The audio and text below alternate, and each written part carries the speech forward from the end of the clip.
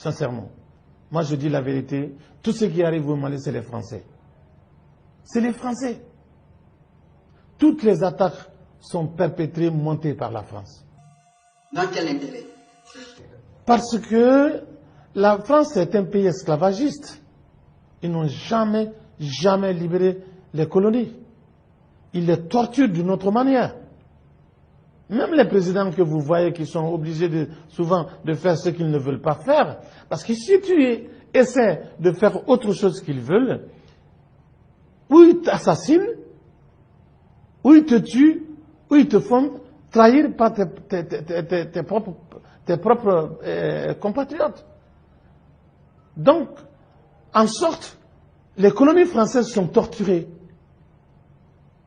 Sinon, vous voyez le Ghana? Regardez le Ghana. Le Ghana a complètement dit, on n'a pas besoin d'aide. Regarde le Rwanda qui est en train de partir. Regardez tout. Regardez les autres pays qui sont en train d'héberger. Mais tant qu'on reste esclave de la France, évidemment, on ne va pas bouger. On ne va pas bouger. J'ai du respect pour les Français. J'adore le Français. Les Français sont très gentils. Ils sont bien. Ils sont hospitaliers. Mais la France est esclavagiste. Elle aime torturer.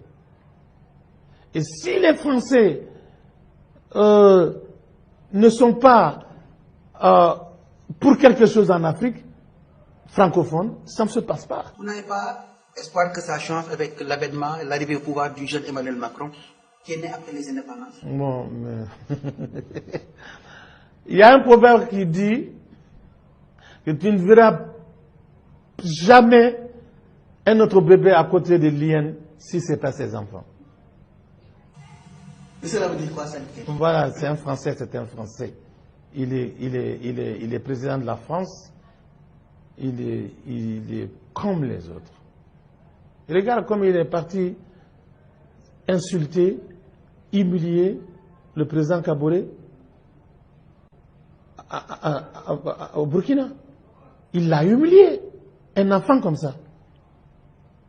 Il voit son fils. Et regarde comme il l'a humilié. Au vu, au connu de tout le monde. N'est-il pas la faute par là des présidents africains aussi qui se laissent trop faire, parfois? Je suis d'accord. Je suis d'accord. Parce que les présidents africains n'arrivent pas à croire à l'Afrique. Et ce que je reproche aux Africains aussi, en dehors de... Il faut que les Africains soient derrière leur président. Absolument. Il faut qu'on se mette derrière ces gens-là pour qu'ils se sentent soutenus.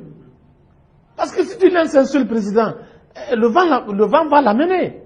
Mais s'il y a toute une nation qui se met derrière son président, oui, ça va changer. Comme ça, les manipulateurs vont se fatiguer, ils vont cesser. Il ne faut pas laisser les présidents sentir qu'ils sont seuls. Non, il faut que la population, il faut que les peuples africains soient derrière leur président quand ils prennent des décisions pour leur pays.